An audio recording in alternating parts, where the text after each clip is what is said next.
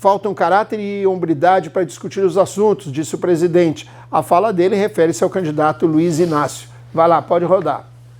Falta hombridade, caráter para enfrentar e discutir assuntos. Fica mentindo lá no telo gratuito o tempo todo. Falando em Bolsolão, nós sabemos que o PT apoiou o orçamento secreto. Ou seja, talvez a campanha mais baixa da história que eu tenha visto. Muito bem, depois da fala do candidato Bolsonaro, a gente vai para a fala do candidato Lula. Não vou voltar para procurar sarna para me coçar. Em entrevista, ele disse isso, né, sobre a sua intenção, o porquê que quer ser presidente mais uma vez. Roda. Eu não vou perder tempo com quem quer que seja. Eu quero perder tempo discutindo soluções para o povo brasileiro. É esse Lula que vai votar a presidir o país. Senão seria melhor eu ficar em casa. Eu não vou votar para ficar procurando sarna para me coçar. Eu vou votar para tentar atender os interesses desse povo, porque não pode o Brasil ser o terceiro produtor de alimento do mundo e ter pessoas passando fome. Buiú, é o seu comentário sobre as duas falas aí dos dois candidatos à presidência. Bom, primeiro porque o presidente atual continua cometendo fake news. Quem mandou a lei da emenda secreta para o governo foi ele. Foi ele que mandou. A emenda secreta só existe porque Bolsonaro mandou a lei para o Legislativo. E o Lula parece que, nessa condição dele, essa volta dele tem um propósito. Talvez fazer tudo aquilo que ele não fez antes, certo? E durante 4 anos, que ele já disse que não é candidato à reeleição, não quer, e mostrar que Lula é muito maior do que o PT. Se eu tivesse que votar no PT, eu não votaria. Eu voto no Lula. Isso que você falou é uma obviedade, né, o Arnaldo? O Lula, com a situação de saúde dele, vai se candidatar para mais 4 anos. Por isso não. Lá o presidente dos Estados Unidos está lá com quantos anos? Nós não podemos falar nada disso. João, os Estados Unidos tá bom, não. João, por favor. A gente pode morrer qualquer hora, até nós. Por favor, João, a sua vez. Isso aí, esse negócio do orçamento secreto já foi provado, já foi dito, já foi falado, inclusive o Moisés já intitulou aqui um deputado federal aí que diz que ia embora se aquela live do presidente batesse a do Lula, e bateu e ele continua lá. Essa raça mente. Não foi no mesmo podcast. Prazer. Então esse Danone... Não foi no mesmo. Esse Danone aí, ele mesmo já deu depoimento dizendo João, você é um advogado, não minta. Quem mandou a lei? João, corta o microfone do Arnaldo aí, por favor. Deixa cortar. Agora sim, a gente tem um orçamento que participa todo mundo. Porque secreto? O Danone falou isso. Eu vou procurar isso, eu vou procurar e vou te mostrar. E agora ele pegado ao Lula, ele fala diferente. O negócio de orçamento secreto. O orçamento está lá, está destinado. É só você olhar e saber para onde é que vai o dinheiro, para que município vai. Ninguém pega dinheiro e põe no bolso. Ali não tem... o Tribunal de Contas ali não tem mais mensalão, ali não tem mais cuecão, ali não tem mais lava-jato, não tem mais esgoto a jato, não tem mais nada. Essa fase passou. Eu até admirei quando você disse que vota no Lula porque o Lula votava no PT. Eu votaria em qualquer outra coisa menos no Lula. E mais, não vai governar. Mesmo se ganhar, não vai governar. Não tem mais condições nem de falar. Esse cara do PL não tem. É ilusão. Deus me livre. Não vai acontecer. Né? Se um desastre desse acontecesse, vocês poderiam notar que não vai governar. Não vai governar. Vai voltar a fazer o que sempre fez. Meter a mão. E aí nós estamos ferrados. Agora fala besteira, fala heresia. Vai comprar 51 e o presidente está certo. Ele disse que se voltar para lá, ele acabou dizendo, e todo mundo viu isso, ele dizendo que não ia voltar para roubar, que ele não ia mais roubar os brasileiros. Ele gravou coisa falando isso aí. É um cara que já está desmiolado, já está com o miolo corcomido pela cachaça, não tem mais o que fazer no país. Para mim, já poderia estar lá embaixo da terra, que não fazia mais falta aqui. Deixa ele para lá. Comprar 51 imóveis. Herbert Lins, sua vez, por favor. O Buiú, você tem que deixar os seus colegas se manifestar, Buiú, senão vai ficar difícil assim. O João tá mentindo, velho. Pode pagar com a feijoada? Na sua vez, ele vai ficar sem nenhum prato, porque ele se mete o tempo todo, nós vamos comer a feijoada dele de graça. Vai, o Herbert. Que eu não me meto. É a sua vez, Herbert. É incrível, né, gente? a fala dos colegas de bancada. Com relação ao presidente Bolsonaro, ele rebate o ex-presidente Lula. É normal, é comum, entre dois candidatos são adversários.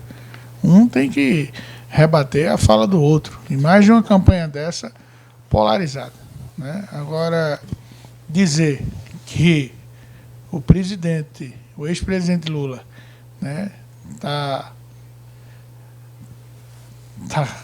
não está gozando bem das suas faculdades mentais, é querer brincar com a nossa inteligência. Eu acredito que, em posição de falas, quem se sai melhor é o presidente Lula. O presidente Lula, ele, mesmo com a idade avançada, mesmo, né, com o cárcere político que ele sofreu, né, ele demonstra mais serenidade do que o seu adversário. As falas do ex-presidente Lula são mais responsáveis, são mais solidárias, são mais acolhedoras, inclusive as propostas para governar o Brasil. E quando ele diz que não quer sarna para se coçar novamente, ele está fazendo uma meia-culpa. É um pedido de desculpa. Eu entendo que é um pedido de desculpa dos erros cometidos no seu governo. Não por ele, pelos aliados, pelo governo de colisão que ele fez. É preciso admitir isso. E aí, o que aconteceu? Foi como eu disse hoje no programa Fábio Camilo, Informe na Hora. Domingo, o eleitor brasileiro, ele vai escolher entre o pior e o menos pior. Isso é a verdade que vai acontecer domingo. Entre o pior e o menos pior. O ladrão bonzinho então, e o ladrão ruinzinho. Você, eleitor, que vai decidir entre o pior e o menos pior. Sim. Muito bem. O Fábio Camilo está dando algum cachê para o senhor, seu Herbert, para o senhor fazer propaganda do programa dele aqui na Rema TV? Ele é parceiro de todos nós e é amigo. Ah, bom, então tá bom. Moisés, sua vez. O Lula não tem condições de voltar a presidir esse partido. O Lula está queimado com a própria base dele, porque era a favor de aborto, agora não é mais. Era a favor da liberação de droga, agora não é mais. Não pisava a igreja, zombava de pastores. Você que é pastor aí e que é cristão e está pensando em votar no PT. Pega os vídeos do Lula, ele falando o que é dízimo, que dízimo era para encher o pastor. Ele fala disso nos vídeos dele. Então você que é cristão, que acredita no dízimo, que dá o seu dízimo, que vai à igreja e vai votar num cara desse daí, que zomba da tua fé, você tá fraquejando na fé. Essa é a verdade. Porque o cara... Moisés, tu dá teus R$2.100 de dízimo por mês à igreja? O cara cuspiu em você a vida inteira. É 2.900, é? Você dá, Moisés? Vocês falaram... Você dá seus 2.900 de dízimo? Vocês já viram, né? Além de mal perdedores, eles tentam ganhar no grito. Você dá, Moisés? Vocês já perceberam que eles agem assim. De dízimo? Os 10% do seu salário? Veja qual foi a minha fala na fala deles. Agora, olhe como é que é o comportamento dos dois extremistas. A gente tem que ser exemplo. São extremistas aqui, Moisés, porque não respeitam as pessoas. O seu pastor está ouvindo. É a minha hora de falar, aí eles vêm aqui com palhaçada. Eles não se dão respeito. Palhaçado, dízimo, Moisés. É sua vez de falar? 2.900. Quem te deu permissão para falar? Você dá o seu dízimo. Quem te deu permissão para falar? É minha vez, me respeite. Se comporte. Você se diz professor e não respeita as pessoas. Fique na sua. Quando for a sua vez de abrir a boca, você fala. Da igreja agora está no controle de um membro da bancada. Respeite o membro da bancada que está com o poder de fala. Vocês querem ganhar no grito? Não, estou perguntando assim que você paga. Mas quem te deu a ordem para perguntar? Correto. Quem te passou eu apelo para o presidente Cícero. Não, cada um tem a sua fala aqui no programa. Pelo amor de Deus. Aqui não é então, permitido. Herbert, corta o microfone do Herbert aí, por favor. Corta o microfone do Herbert. Querem apelar e não deixa os outros fazer aqui. Então, pessoal, ele mudou todo o modelo da campanha dele, agora no final, para tentar enganar você. Está vestido de lobo. E tentar enganar você, que é cristão, dizendo que agora é contra isso, contra aquilo. Está indo até a igreja, olha como faz milagre, né? Agora estão indo na igreja, estão se juntando com pastores, estão se juntando não sei com quem, para tentar aí diminuir a rejeição que eles mesmos cavaram. Você veja, pessoal, quando esse pessoal vai fazer um protesto, quando esse pessoal vai para a rua, olha como é que é o comportamento deles, é nus, é cagando na rua, é mijando, não tem comportamento de pessoas, quebram tudo. Esse que é o protesto da esquerda e do PT. O próprio Lula acha isso, né? Eles acham isso. Então, pessoal, não adianta agora no final dizer, olha, eu vou voltar, E vou voltar. A Simone Tebet, que a vice da Simone Tebet, sofreu arroxo pelo PT, pessoal. Ela disse que o PT chegava na casa do pai dela, na empresa, para roubar dinheiro deles, inclusive armados. Assistam o depoimento da senadora Mara Grabili. Não é possível que vocês não estão enxergando as coisas. Ela disse na cara daquele cara que era secretário de governo do PT lá numa CPI, ela disse, você era o que andava num carro preto lá em Santo André, arrecadando dinheiro das empresas, tomando dinheiro do meu pai. O senhor não tem vergonha agora de estar numa posição de ministro? Acho que era Sérgio alguma coisa, o cara era chefe de governo de comunicação do PT. Então, aí ela disse que procurou o Lula, relatou essa extorsão que o pai dela sofria. Ela cansou de ver a vice da Simone Tebet. Olha o caráter da senadora Simone Tebet. A vice dela eu só preciso sofria... dizer que o programa termina às 10h40. Tá bom, pode continuar. vou encerrar aqui então. Então, a vice sofria extorsão do PT, ela procurou o Lula e eles não fizeram nada. Tenha cuidado e tenha consciência. Paulo, sua vez, por favor. Bom, gente, realmente é muito triste quando você vê um Brasil que, pelo menos pelas pesquisas, metade dele apoia um candidato como esse. Porque você pega a fala da pessoa, né? Se você pegar aqueles programas humorísticos antigos do Dorico Paraguaçu, é a mesma coisa de ouvir o Lula falando hoje. Prometendo mundos e fundos, meu povo, com a alma lavada, enxaguada nas águas minervas da emoção, aquela coisa toda para iludir, gente. Eu pensei que eu não ia viver os anos 2020, 2022, 2023 para ver um mesmo tipo de retórica, mesmo tipo de fala, mesmo tipo de falácia, prometendo que vai dar cerveja para vocês, prometendo que todo mundo vai ter picanha. Gente, deixa eu falar uma coisa para vocês. Me mostra uma vaca só que pertence ao governo brasileiro. Não tem nenhuma. As vacas, elas são produzidas pelos agricultores. E qual agricultor que vai vender picanha de graça, gente? Você está entendendo? O ideal é você crescer, você estudar, você ter escola de qualidade. É isso que nós queremos, um Brasil onde as pessoas possam ser empresários, onde elas possam investir em seus negócios, onde ela possa se formar da melhor maneira, desde a primeira escola, porque não adianta chegar na faculdade analfabeto. Tem gente chegando na faculdade sem saber escrever, tem gente chegando na faculdade sem saber ler, e aí é empurrado goela abaixo, e se forma e não consegue pagar nem o FIES, né, que foi o Bolsonaro que conseguiu liberar para o pessoal, que deveria ser grato a ele. Deveria ser grato, porque ele se preocupou de pagar uma conta que não era dele. Agora, veja bem, gente, é isso. É muito triste essa situação toda.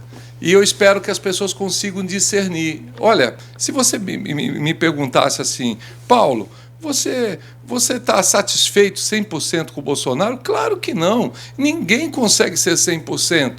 Mas hoje, gente, não tem outra opção na minha maneira de ver. Eu tenho uma frasezinha só aqui, o Cícero, sobre a questão da Igreja Ortodoxa.